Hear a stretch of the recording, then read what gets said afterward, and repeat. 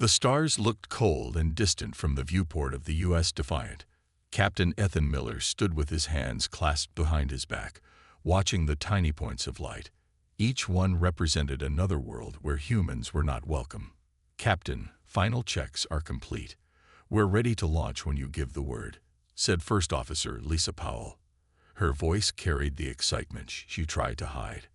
After 5 years of work on the quantum displacement drive, today would finally prove her theories correct or wrong. Miller nodded without turning. "Thank you, Lieutenant Powell. Tell Engineer Garcia I want one more check on the coolant systems. He's already run 3 checks, sir. Then a 4th won't hurt." Powell left the bridge, and Miller finally turned away from the stars. The bridge crew worked quietly at their stations. They all knew what was at stake. This mission wasn't just another test flight. It was possibly humanity's last chance to be taken seriously. Miller remembered his first meeting with the Galactic Council 12 years ago. He had been a junior officer then, part of the honor guard for Earth's ambassadors. The aliens had looked at the humans with what could only be described as amusement. The Zenari representative, a tall blue-skinned being, had actually laughed when Earth requested full membership. "Your species has barely figured out how to leave your solar system," the Zenari had said. "Come back in a few thousand years, if you survive that long." That day had changed Miller. He had dedicated his life to proving them wrong. The ship's ad voice broke through his thoughts. "Captain, incoming transmission from Earth Command." "Put it through, Penny." Admiral Wilson's face appeared on the main screen. "Captain Miller, the Council has sent observers to monitor your test. They'll be watching from the Jupiter station." Miller frowned. "We weren't expecting an audience, Admiral." They invited themselves. The Zenari representative seemed particularly interested. "I think they're hoping to see us fail." "Well, we'll have to disappoint them," Miller said with more confidence than he felt. After the call ended, Miller walked to the engineering section. The hallways of the Defiant were narrow compared to other ships. Every inch of space was dedicated to the experimental drive and its supporting systems. He found Engineer Alan Garcia elbow deep in an open panel, muttering to himself. "Problem, Chief?" Miller asked. Garcia jumped slightly, then wiped his hands on his already stained uniform. "No, sir, just making some final adjustments. The containment field was fluctuating by 0.03%. "Is that bad?" Garcia shrugged. "Probably not. But with this drive, I'd rather not find out the hard way." Miller nodded. Garcia had been making adjustments to the official designs since the project began. Some were in the logs. Others, Miller suspected, were not. "Will she fly, Chief?" Garcia closed the panel and pressed his palm against the ship's wall. "She'll fly, Captain. And if my calculations are right, she'll fly faster and farther than any ship in the Council fleet." That's what I needed to hear. When Miller returned to the bridge, Powell was at her station reviewing data. "Everything okay in engineering?" she asked. Garcia seemed confident. Powell smiled. "That's because he doesn't understand the theory well enough to be properly terrified." Miller took his captain's chair and pressed the shipwide comm. "All hands, prepare for departure. Today we're not just testing a new drive. We're proving that humanity belongs among the stars." As the Defiant pulled away from Earth's orbit, Miller felt the weight of every human watching. From the crowded streets of New Beijing to the domes of Mars Colony, his species was counting on this mission. The Defiant accelerated, its conventional engines pushing it past the moon's orbit. Soon, they would activate the quantum displacement drive, and if Powell's theories were correct, instantly travel farther than any human ship before. What none of them knew was that the universe had been waiting for this moment for millions of years. The joke wasn't on humanity after all. It was on everyone else. The Defiant reached its testing coordinates near Jupiter's orbit. Through the viewports, the gas giant looked like a massive striped marble. The observation station where the alien representatives waited was a tiny silver dot against the planet's surface. "All systems ready for quantum displacement," said Powell, her fingers moving quickly over her control panel. "Drive is at 98% capacity." Miller nodded. "Begin final countdown. Let's show our guests what humanity can do." Communications Officer Samantha Wright spoke up. "Captain, I'm picking up an unidentified vessel entering the system at high speed." Miller frowned. "Show me." The main screen displayed a sleek, predatory-looking ship. Its hull was dark blue with glowing lines running along its surface. Even someone who had never seen one before would know it was a Zanari warship. "They weren't supposed to bring military vessels," Miller said. "Hail them, Officer Wright." Wright tried several frequencies. "No response, sir. They're jamming our communications." "Raise shields," Miller ordered. "Garcia, what's the status on the drive?" Garcia's voice came through the intercom. "Ready to activate, Captain, but I don't recommend doing it with another ship so close. The energy field cold." "The Zanari ship is charging weapons," Security Chief Daniel Rogers interrupted. "They're targeting our engine section." Miller gripped the arms of his chair. "Evasive maneuvers. Powell, we need that drive now." The Defiant lurched as the helmsman tried to move the ship out of the line of fire. Too late. The Zanari weapon struck the rear section of the ship. Alarms blared across the bridge. "Direct hit to the coolant systems," Garcia reported, his voice tight with stress. "Temperature in the drive chamber is rising rapidly." "Can we still activate it?" Miller asked. "Yes, but I can't guarantee where we'll end up. The targeting system is offline." Another hit rocked the ship. A console exploded in sparks, sending a crew member flying across the bridge. "Medical team to the bridge," Miller called. He looked at Powell. "We have no choice. Activate the drive." Powell hesitated for only a second before entering the commands. "Drive activating in 5, 4, 3, 2, 1. The universe seemed to bend around the Defiant. Stars stretched into lines, then disappeared completely. For a moment, there was nothing outside the viewports but absolute darkness. Then, with a flash that temporarily blinded everyone on the bridge, reality snapped back into place. "Status report," Miller called when he could see again. "Drive is offline," Garcia reported. "We've suffered significant damage to multiple systems. Life support is stable, but everything else is questionable." "Where are we?" Miller asked. Powell shook her head as she checked her instruments. "Unknown, sir. The navigation system can't match any known star patterns. According to these readings," she paused, rechecking her data. "According to this, we've traveled over 5,000 light-years from our previous position." A stunned silence fell over the bridge. "That's impossible," Rogers said finally. "Even the fastest Zanari ships can only jump a few hundred light-years at most." Miller stood up and walked to the main viewport. "The stars look different here, more densely packed, brighter somehow." "Scan the area," he ordered. "Let's figure out where we are." Wright worked her console. "Captain, I'm picking up something. A structure. It's massive." The main screen changed to show what appeared to be a space station. It was unlike anything any of them had ever seen, a vast ring structure with branching arms, dark against the starfield, except for a few points of light that might have been windows or energy sources. "Is it Zanari?" Miller asked. "No, sir," Wright answered. "It doesn't match any known design in our database. And according to these readings, it's ancient, possibly millions of years old." Miller stared at the image. They were farther from Earth than any human had ever traveled, damaged and alone. But something about that silent station called to him. "Set a course," he said quietly. "Let's see what's waiting for us." The Defiant drifted slowly toward the ancient space station. Up close, the structure seemed even more massive, stretching out for miles in every direction.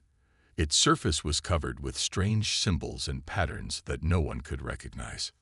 "No response to our hails," Wright reported. "If anyone's home, they're not answering the door." Miller studied the station through the viewports. "Any signs of weapons or defense systems?" "None that we can detect," Rogers said. But our sensors are still damaged. We could be missing something. Powell looked up from her console. Captain, I'm detecting an energy signature inside the station. It's faint, but it suggests that at least some systems are still operational. Miller made his decision. We need repairs before we can attempt to return home. This station may be our only chance. He turned to his officers. Powell, Garcia, Rogers, you're with me on the away team. Right, you have the bridge. Medical Officer Karen Collins stepped forward. Sir, I should join you. We don't know what kind of environment you'll be walking into. Miller nodded. Gear up. We leave in 30 minutes. The shuttle bay was one of the few areas that had escaped serious damage. Garcia had rigged emergency repairs to one of the small craft, enough to make the short journey to the station. As they prepared their gear, Powell approached Miller. Captain, do you think this station could be Zanari? Miller shook his head. The Zanari have been spacefaring for less than 10,000 years. This station looks much older. Then who built it? That's what we're going to find out. The shuttle journey was brief and tense. As they approached what appeared to be a docking area, Garcia marveled at the design.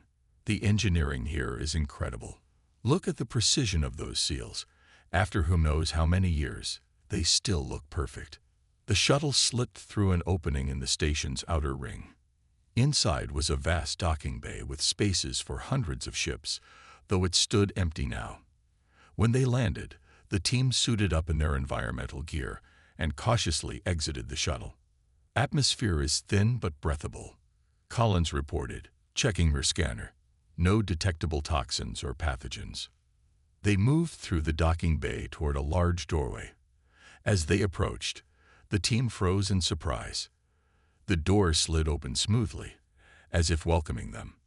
Motion sensors, Rogers suggested, his hand on his weapon. Maybe, Powell said, or it knew we were coming. Beyond the door was a long corridor lit by soft blue lights that activated as they walked. The walls were covered with the same strange symbols they had seen on the outside of the station. These look almost like writing, Powell said, running her hand over one of the symbols. As her fingers touched the surface, the symbol glowed briefly. The team continued deeper into the station. Each room they entered lit up as they approached. In one large chamber, they found what appeared to be control panels arranged in a semicircle. This must be some kind of command center, Garcia said. Powell approached one of the panels. The design is strange. These indentations, they almost look like they're meant for hands. She hesitantly placed her hand on the panel. Suddenly, the entire room came to life. Lights flashed, and holographic displays appeared in the air around them.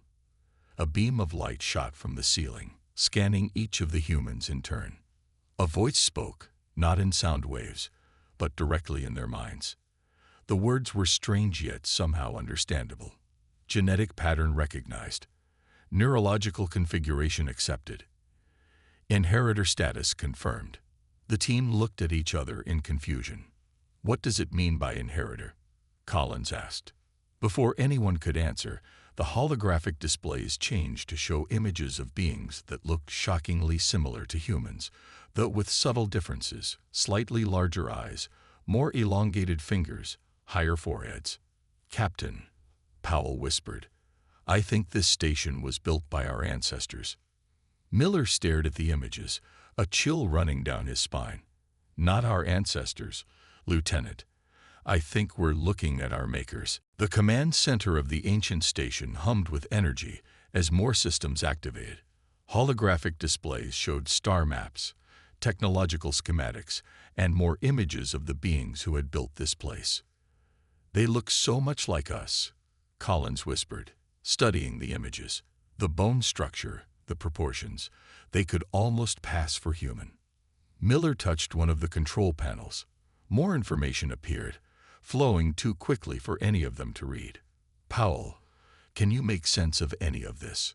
Powell shook her head. The writing is unlike anything I've seen.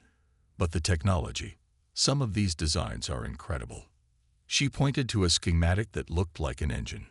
This appears to be a propulsion system far more advanced than anything the Zenari have.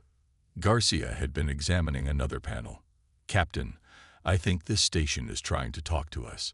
These displays keep changing whenever we touch something, like it's responding to our thoughts. As if confirming his words, the station's voice spoke again in their minds. Data transfer protocols initiated. Compatibility assessment in progress. Rogers tensed. Sir, I don't like the sound of that. A beam of light shot from the ceiling, sweeping over the control panels, and then extending to the doorway they had entered through. The light continued down the corridor, toward their shuttle. It's scanning our technology, Powell said. Miller tapped his communicator. Miller to Wright. Report. Captain, Wright's voice came through with static. Something strange is happening. The station is sending some kind of energy beam toward the Defiant. Our systems are changing. Changing how? Miller demanded. I don't know. New interfaces are appearing on our consoles. The ship's computer is processing information faster than I've ever seen. Penny is saying things that don't make sense. Miller looked at his team. We need to get back to the ship. Now. As they hurried back through the corridors, Powell's scanner beeped urgently. Captain, I'm picking up multiple energy signatures entering this system. Ships. Zenari? Miller asked. I can't tell from here, but they're approaching fast. When they reached their shuttle, Garcia noticed something different. The systems have been modified, he said, examining the controls. These weren't here before. Can you still fly it? Miller asked. I think so. Actually, Garcia ran his fingers over the new controls. I think I understand exactly how to fly it. It's like the knowledge just appeared in my head. They launched from the station and raced back to the Defiant. As they approached, Miller could see that the ship looked different. New structures had formed along its hull, and there was a faint glow around the engines that hadn't been there before. Wright met them in the shuttle bay, her face pale. Captain, you need to see this. On the bridge, everything had changed. The consoles were sleeker, with holographic displays floating above them. Penny's voice sounded different, richer, more alive somehow. Welcome back, Captain, the AI said. I have integrated the station's primary protocols. The ship has been upgraded. Upgraded how? Miller asked.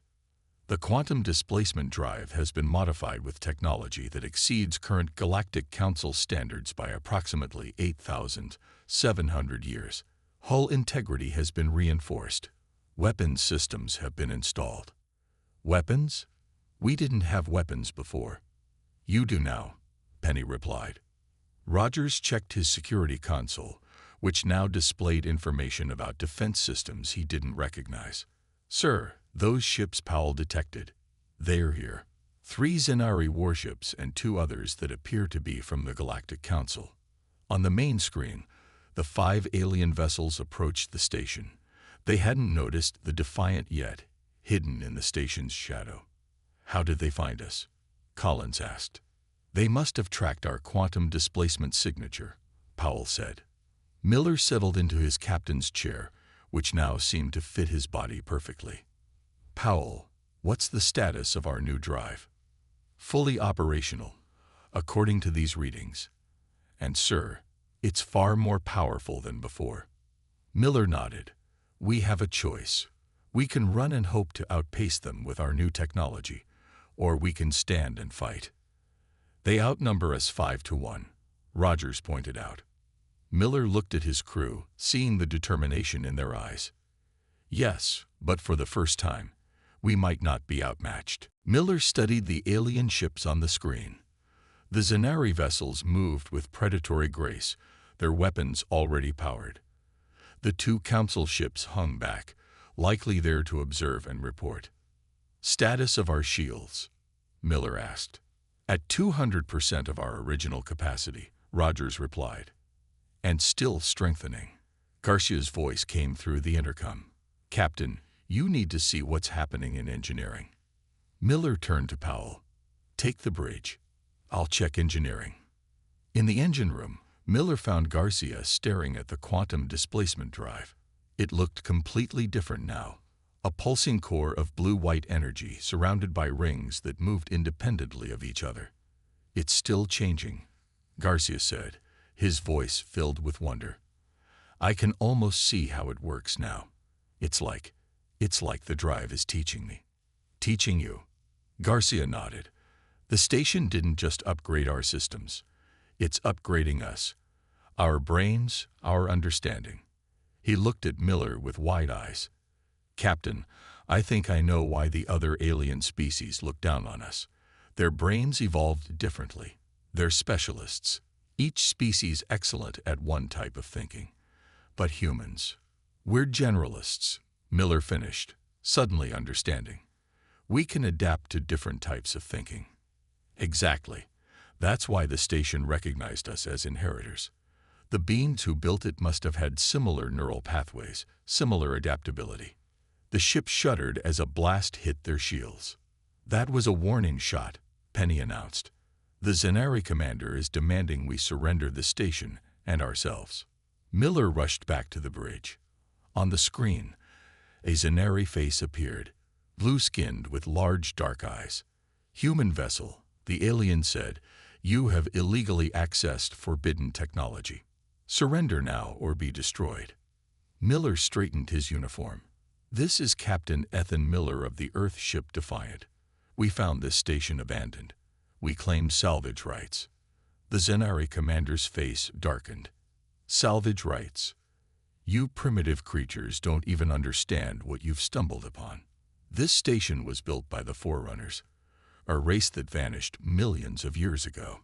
Its technology is beyond your comprehension, and yet it responded to us," Miller said. "Not to you." A flash of anger crossed the Zenari's face. "You have 10 of your Earth minutes to surrender. Then we open fire." The screen went dark. "Options?" Miller asked his crew. "We could try to run," Powell suggested. "With our upgraded drive, we might be able to escape and lead them back to Earth." Miller shook his head. "They'd follow us, and Earth has no defenses against them." "Then we fight," Rogers said. Miller nodded slowly. "Right, open a channel to all Earth frequencies. If we don't make it back, Earth needs to know what we found." Wright worked her console. "Channel open." "Sir, this is Captain Ethan Miller of the Defiant. We've discovered an ancient station built by a species that appears to be related to humans. The technology here recognizes us as inheritors.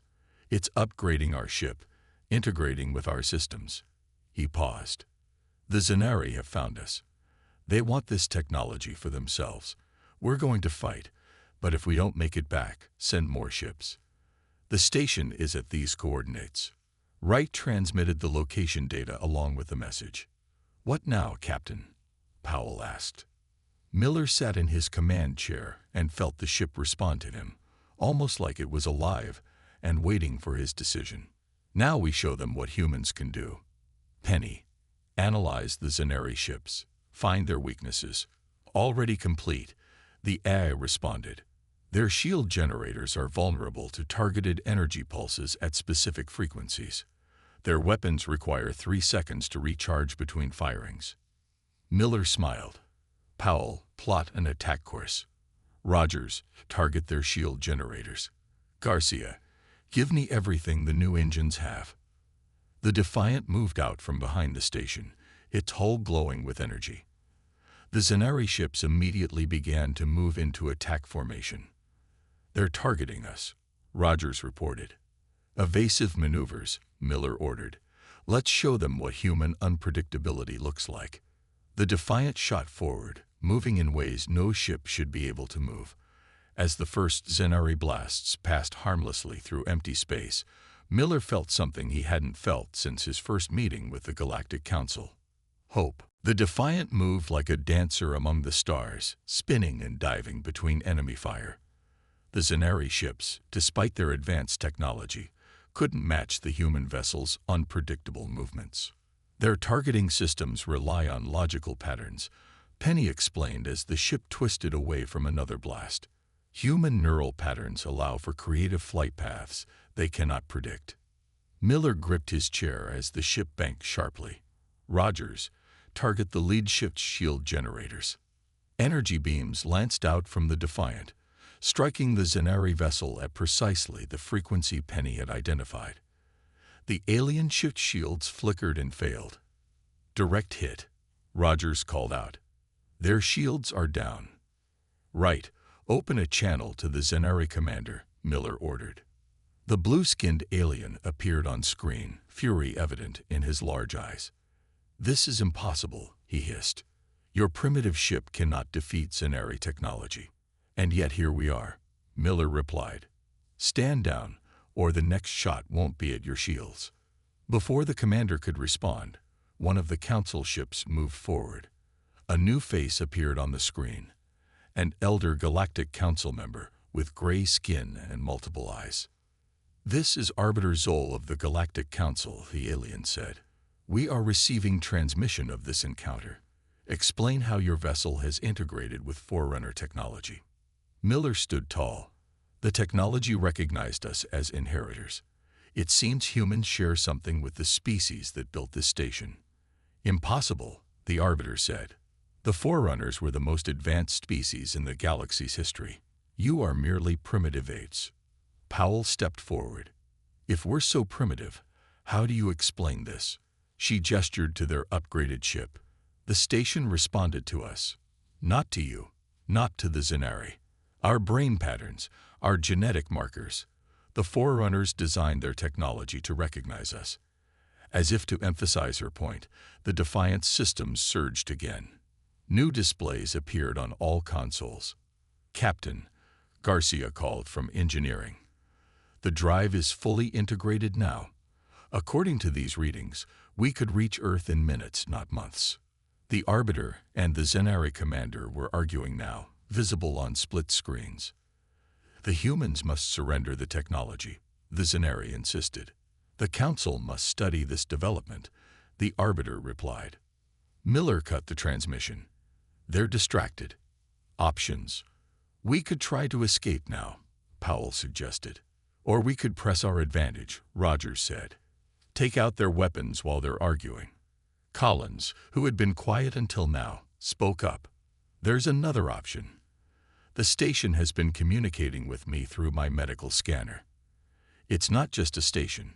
It's a seed. A seed? Miller asked. Collins nodded. It's designed to spread Forerunner technology to their descendants, us. It wants to come with us to Earth. How would we transport an entire space station? Wright asked. We don't need to, Collins replied. The core of the station, the part that contains all the knowledge and technology, it's actually quite small. It could be integrated with the Defiant. Miller looked at his crew.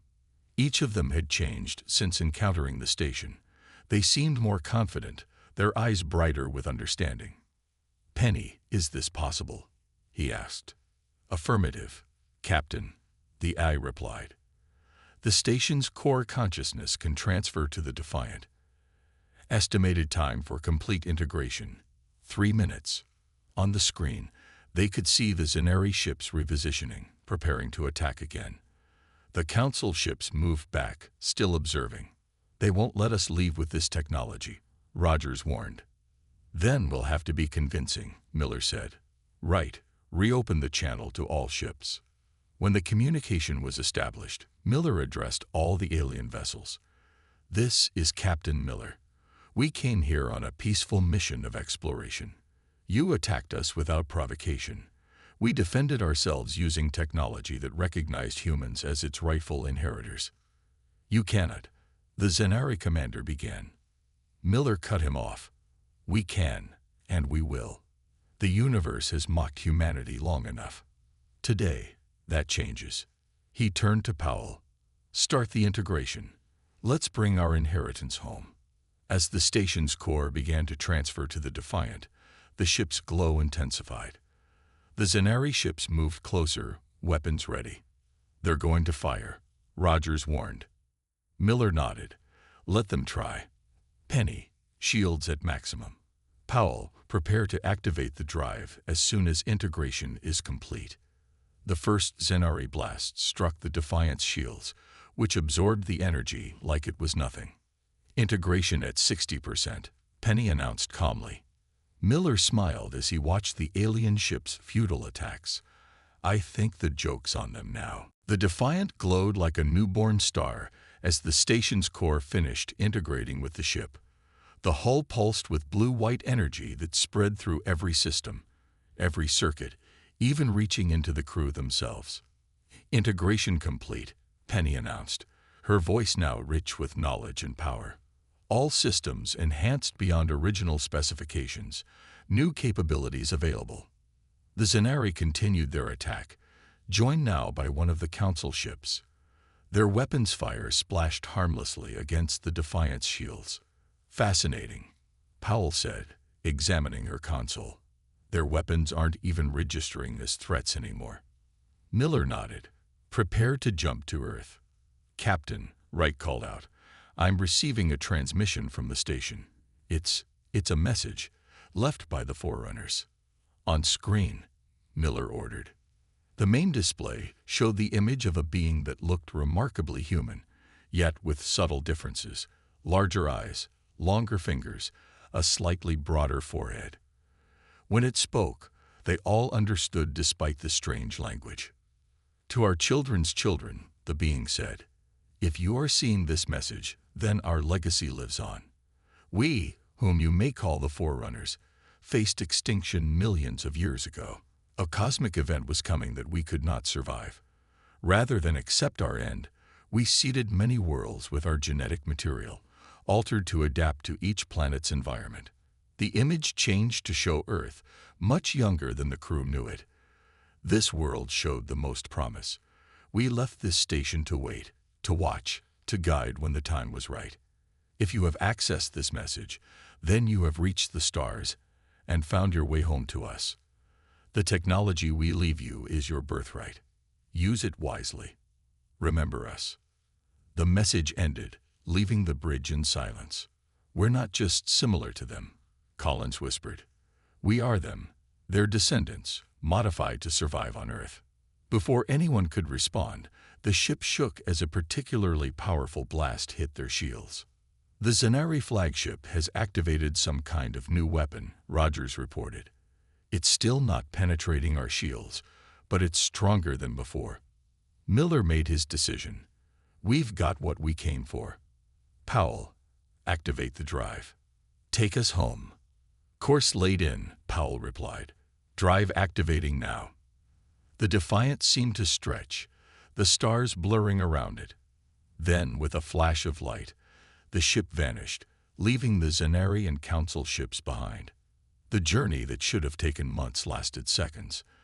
The Defiant appeared in Earth orbit, startling the orbital stations and defense satellites. We're home, Wright said, her voice filled with wonder. Dozens of ships are hailing us, Rogers reported, including Admiral Wilson from Earth Command. Miller straightened his uniform. On screen, Admiral Wilson's face appeared, shock evident in her expression. Captain Miller, is that the Defiant? Our sensors are going crazy. It's us, Admiral, Miller confirmed. We have a lot to report. I should say so. You've been gone for less than 2 days, and you return with whatever you've done to your ship. 2 days, Powell whispered. We jumped over 5,000 light years twice in 2 days. Miller smiled. Admiral, request permission to land at Earth Command Headquarters. What we've discovered changes everything for humanity and the galaxy. 1 month later, Miller stood on the observation deck of the newly established Forerunner Research Center. Below him, engineers and scientists worked on 3 new ships being built with the technology from the Defiant. Quite a view, isn't it? Powell asked, joining him at the window. It is, Miller agreed. Hard to believe how much has changed in a month. The Galactic Council had sent a delegation to Earth, suddenly very interested in establishing mutual cooperation with humans. The Zenari had withdrawn their objections to Earth's membership in the Council, and humans all over Earth were discovering that the Forerunner technology responded to them in ways no alien species could match. "The first diplomatic ship leaves for the Council homeworld next week," Powell said. "They've asked for you to command it." Miller shook his head. "I'm staying with the Defiant. There's a whole galaxy out there, and I suspect we'll find more Forerunner stations, more of our inheritance." Powell smiled. "The universe isn't mocking us anymore. In the depths of space, far beyond the reaches of Earth's current exploration, thousands of stations like the one the Defiant had found waited silently, their sensors detecting the activation of the first station. One by one, they began to awaken, ready for the children of the Forerunners to claim their birthright and take their place among the stars. Humanity's time had finally come.